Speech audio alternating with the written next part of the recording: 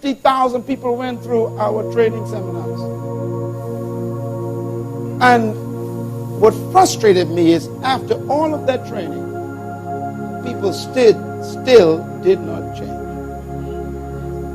And I was frustrated. And so I had a long talk with my mentor, my Lord, my King, after being so frustrated. And then pastoring a church for over 25 years now, it was worse. Because you're with people for 25 years and they still don't change.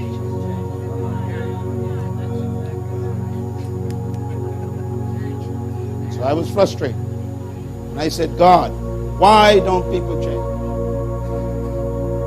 And I went through a period of personal, private disillusionment.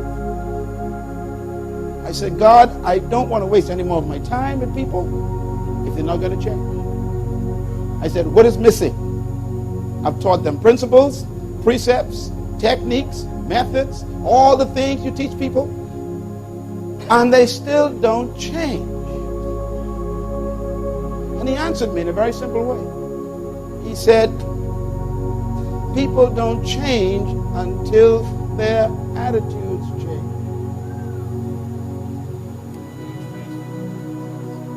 I mean, that was too simple for me. And then he said, attitudes don't change until thinking changes. And thinking doesn't change until beliefs change. So he says you got to go below education. You got to get down under teaching. You got to tap into something that the average human never gets to. You have to tap into the spirit of belief.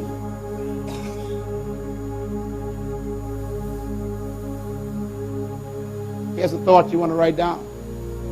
It is the unique attitudes that distinguish leaders from followers.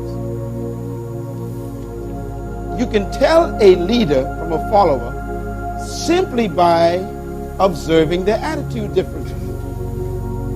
A follower sees a problem, the leader sees an opportunity. They look at the same thing, their conclusions are different.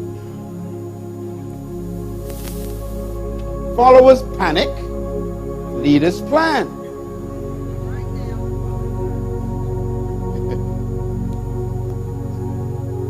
So when chaos and crisis happens, followers panic. When chaos and crisis happens, leaders plan. Attitude. And you, I'm talking to you, young woman. I'm talking to you, young man. The key to your future is your attitude. I mentioned last night the first word that Jesus spoke in his ministry. It was an important word. His first public statement is found in Matthew 4, verse 17. Let me just say this, please. Jesus came to earth to restore leaders. The whole human race is supposed to be a race of leaders.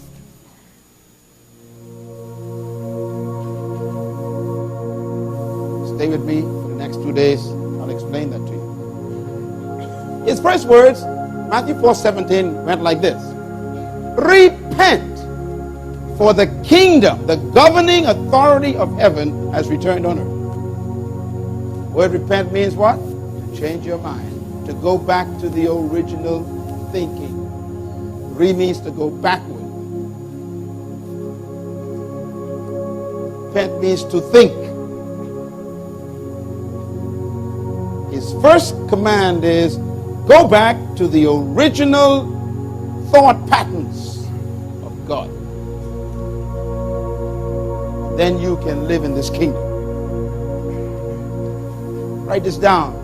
The attitudes of a leader produces behaviors And these behaviors stretch the leader beyond the limitations of the norm. You see, what separates the leader from a follower is that something happened to her. Something happened to him that made him believe some things about him or herself that changed the way they see the world. So they behave differently. Their thinking is so uncommon that they attract people just by their thinking, the way they think. And it takes them beyond the limitations of being normal.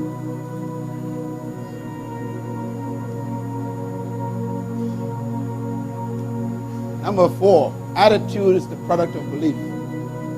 You cannot create an attitude without a belief. Now, there are people in this room that have bad attitudes.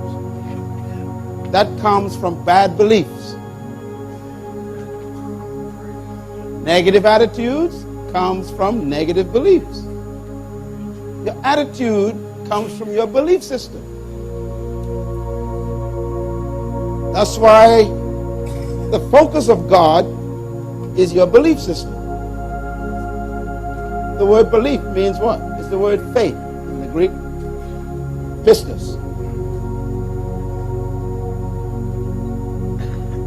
It says faith comes by hearing. Where did you hear what you believe now? Where did you get that from? Where did your hearing come from? It came from your culture, your neighborhood, your teachers, your parents, your politicians, your preachers, and you have become what they told you.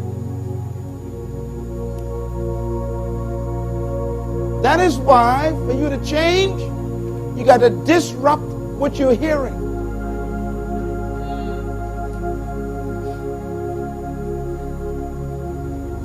Jesus said these words to his disciples. He was trying to train them to think like leaders. He was trying to train them to think like kings. And he said these words to them. And I'm saying them to you now. He said to them, take heed what you hear. In other words, control what you allow to come into your ear. Don't just listen to any and everybody. Don't just read any and every book. Don't listen to any and every tape. Don't go to any and every seminar. Choose your information based on your destination. If you want to be great, don't listen to small people talk.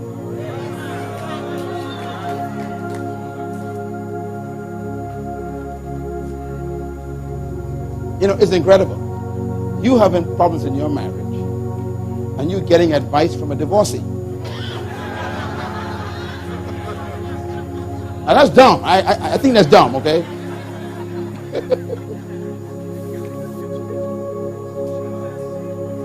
Take heed what you hear.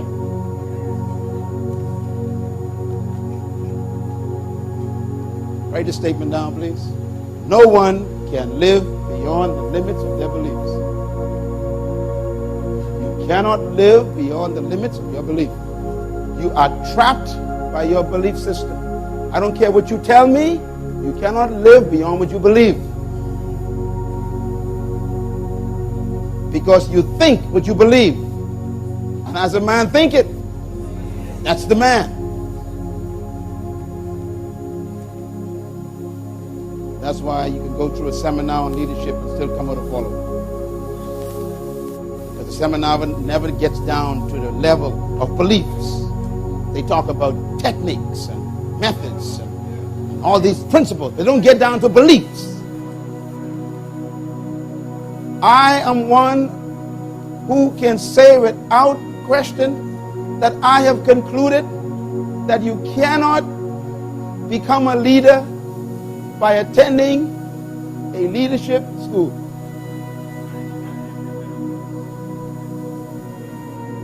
Because leadership is not something you can learn. Listen to me, young man. Listen to me carefully. Leadership is not something you can learn. Leadership is something you discover. And the discovery happens to you.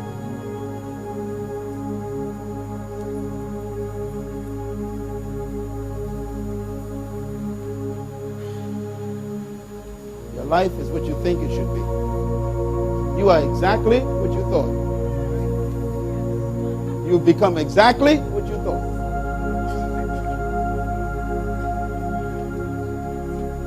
You can't go beyond that until you change it.